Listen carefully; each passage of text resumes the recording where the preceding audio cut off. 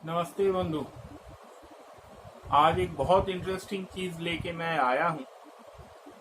उसको थोड़ा पहले बता दूं कि तिरुपति बालाजी का जो मंदिर है, तिरुपति बालाजी के मंदिर में कितने सारे उनके प्रतिमाएं हैं और इतने सारे प्रतिमाएं क्यों हैं, और वैष्णव मंदिर में कितने प्रतिमा हो सकते हैं और कौन सा प्रतिमा का क्या इम्पोर्टेंस है, ये लेके बहुत सारी बात आप लोगों को बोलने वाला हूँ। बहुत सारी इंटरेस्टिंग बात, बहुत सारी नियमें हैं। ऐसा नहीं है कि ऐसे ही बना दिया है या कुछ भी। तो घर में भी अगर आप करना चाहते हैं तो वो नियमों का पालन अवश्य करना चाहिए। ये वैष्णव आगम जो है, वैष्णव आगम सम्मत है। वैष्णव आगम सम्मत, वैष्णव तंत्र जो है, कलयुग में जो भी पूजा होना है वो आगमोक्त विधानेन, आगम विधान के अनुसार ही होना है। और आगम विधान के अनुसार जो मूर्तियां प्रतिष्ठित होती है, वो सब मूर्तियां भगवान के प्रत्यक्ष स्वरूप होते हैं, वो घर में हो या मंदिर में हो। ऐसा नहीं है कि देवालय का जो मूर्ति है वो बहुत पावरफुल है और आपके घर का नहीं है। ऐसा क्यों है? ऐसा इसलिए है कि आपके घर में आप जो कर रहे हैं उसमें ये आगमोक्त विधान जो है, ये विधान का आप सही तरह से फॉलो नहीं कर रहे हो। इसीलिए ऐसा हो गया है। तो आपको बहुत सही तरह से ये आगम, वैष्णव आगम विधान जो है, ये आगम विधान को मानना चाहिए। अगर आगम विधान को आप मानेंगे तो आपके घर का मूर्ति भी मंदिर के मूर्ति की तरह ही पावरफुल हो जाए। तो अभी पहले जो जानना पड़ेगा कि प्रतिमा भेद मूर्तियां कितनी हो सकती हैं।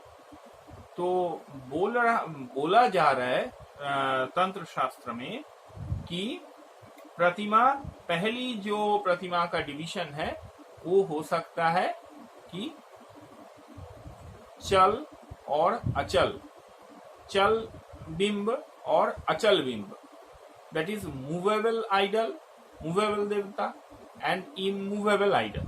ये दो तरह का हो सकता है।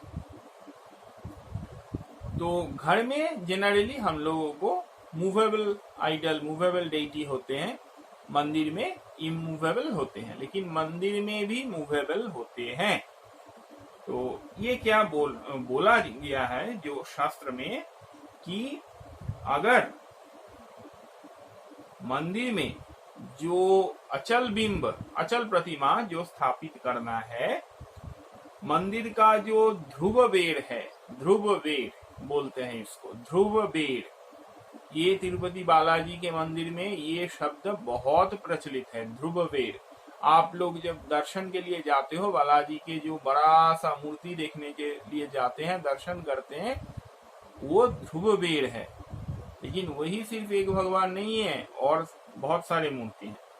ये जो ध्रुव बेर है, ये ध्रुव बेर अचल होता है, इमूवेबल होता है, इसको हटाया नहीं जाता है, हिलाया नहीं जाता है। तो आराधना के लिए अगर इनको कहीं ले जाना पड़ेगा, ऐसा है, तो एक चल बिंब आपको रखना है। ऐसा बोल रहे हैं आगम में, एक चल बिंब आपको रखना है।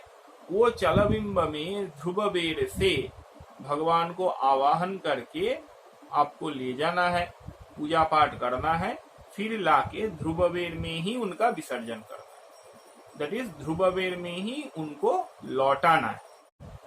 तो कितने सारे मूर्तियां हो सकते हैं एक मंदिर में, बोल रहे हैं। जैसे बालाजी मंदिर, तिरुपति बालाजी के मंदिर में है, आप देखिए, एक ध्रुव बेर हो सकता है, एक कौतुक बेर बोलते हैं वो हो सकता है, इसके साथ एक बलि बेर हो सकता है, एक उत्सव बेर हो सकता है, उत्सव बेर, और एक हो सकता है स्नापन बेर। ये 5 तरह का प्रतिमा मंदिर में हो सकता है। अगर सिर्फ ध्रुव बेर है और कोई प्रतिमा नहीं है तब कोई दोष नहीं है। लेकिन अगर कौतुक बेर है, बलि बेर है, ये सब है, तब ध्रुव बेर को अवश्य ही रहना चाहिए। ध्रुवबेर रहेगा तभी इन सबों का इंपॉर्टेंस है, नहीं तो नहीं है। तो ध्रुवबेर is the most important one. ये ध्रुवबेर जो होते हैं ये गर्भगृह में रहेंगे और ये ब्राह्मणों के लिए, अगर ब्राह्मणों की अर्चना करना है तो ब्राह्मणों के लिए ये ध्रुवबेर कलयुग में ब्लैक स्टोन का ही होना चाहिए। जो कौतुक बेर रहते हैं तो कौतुक बेर का उपयोग नित्य आराधन के लिए किया जाता है। जो चल हो या अचल हो दो ही स्वीकृत है। तो मन में ये प्रश्न आता है कि ध्रुवबेर एक तो था, फिर एक कौतुक बेर क्यों बनाया। कभी कभी ऐसा होता है कि ध्रुवबेर इतना बड़ा है कि सब तरह का पूजन उनमें संभव नहीं है। अगर संभव नहीं है तो इसके लिए कौतुक बेर है। कौतुक बेर छोटा सा होगा, अचल भी हो सकता है, ध्रुवबेर के सामने ही रहेंगे। ऐसा कौतुक बेर तिरुपति बालाजी के मंदिर में है। देखिए बालाजी के साथ ही रहते हैं बालाजी के जो कौतुक बेर है जिसको अर्चना किया जाता है। अभी जो मूर्ति वो उसको बोलते हैं बलिबेर। बलिबेर हो सकता है। बलिबेर क्या है? ये मूर्ति, पहली बात ये है, ये मूर्ति दारू का या शिला का नहीं हो सकता है। बलिबेर धातु से ही जनरली बनता है। तो बलिबेर जो होगा, बलिबेर का जो मूर्ति होगा, ये बलिबेर का मूर्ति बलि प्रदान के लिए लगता है। तो अगर विष्णु मंदिर है उसमें बलि कैसा? नहीं, बलिदान सब जगह में होता है। विष्णु मंदिर हो, शिव मंदिर हो, शक्ति का मंदिर हो, बलिदान सब जगह में होता है। बलिदान के अलावा पूजा होता ही नहीं है। लेकिन बलिदान मीन्स ऑलवेज ये पशु बलि ऐसा नहीं है। विष्णु मंदिर जो है उनमें अन्न का बलि प्रदान किया जाता है। अन्न बलि बोलते हैं, अन्न का बलि प्रदान किया जाता है। तो ये बलि उत्सर्ग करने के लिए एक बलिबेर होते हैं। ये हो सकता है, नहीं भी हो सकता है, हो भी सकता है। बलिबेर हो सकता है। इसके साथ एक उत्सव बेर हो सकता है। उत्सव बेर मूर्ति वो होती है जो उत्सव में बाहर जाते हैं।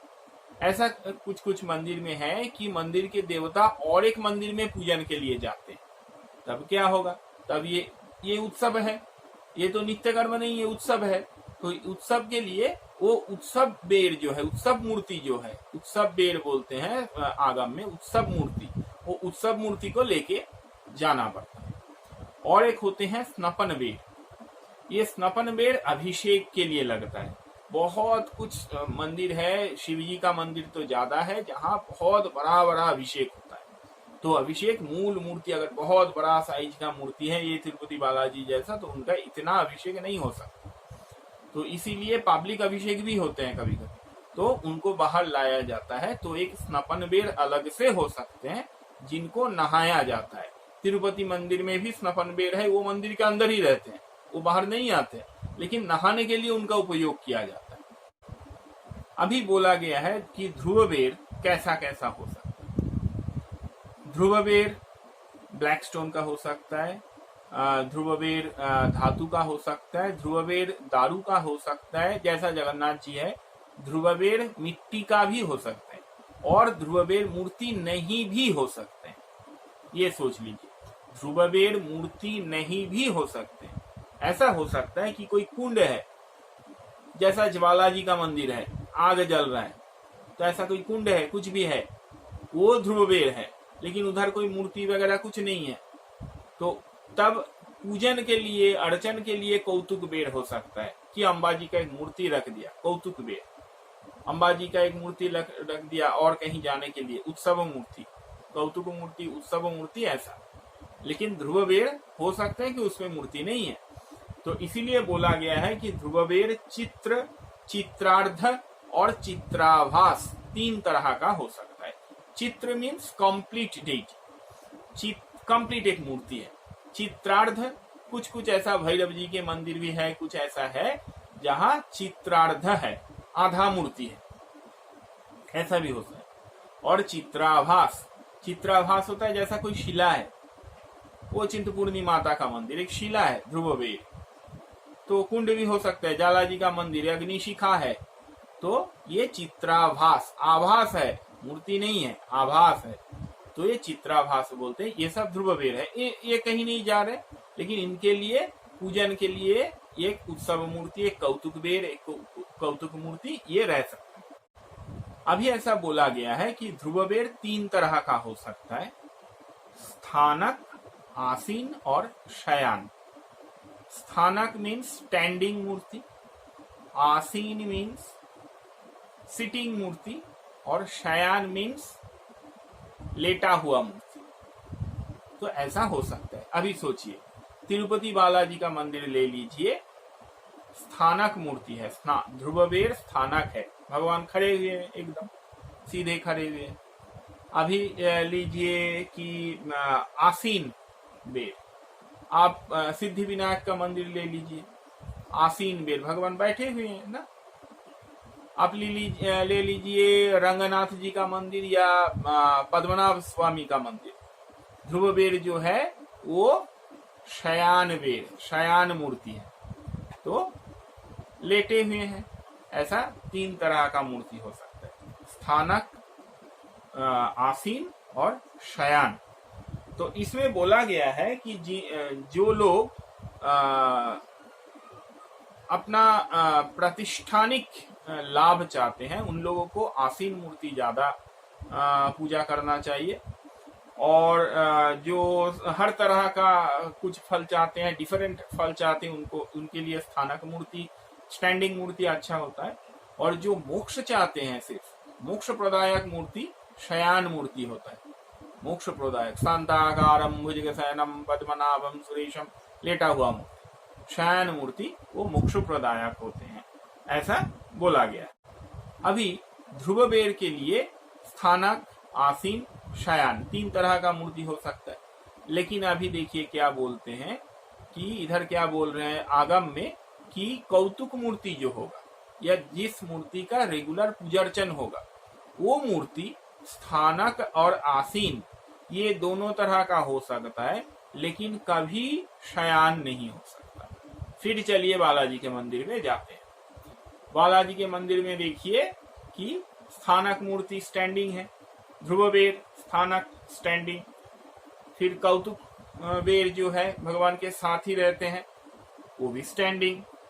उत्सव मूर्ति जो है, उत्सव मूर्ति है, मलयप्पा स्वामी है उत्सव मूर्ति, वो भी स्टैंडिंग, कोई प्रॉब्लम नहीं है, सब स्टैंडिंग है।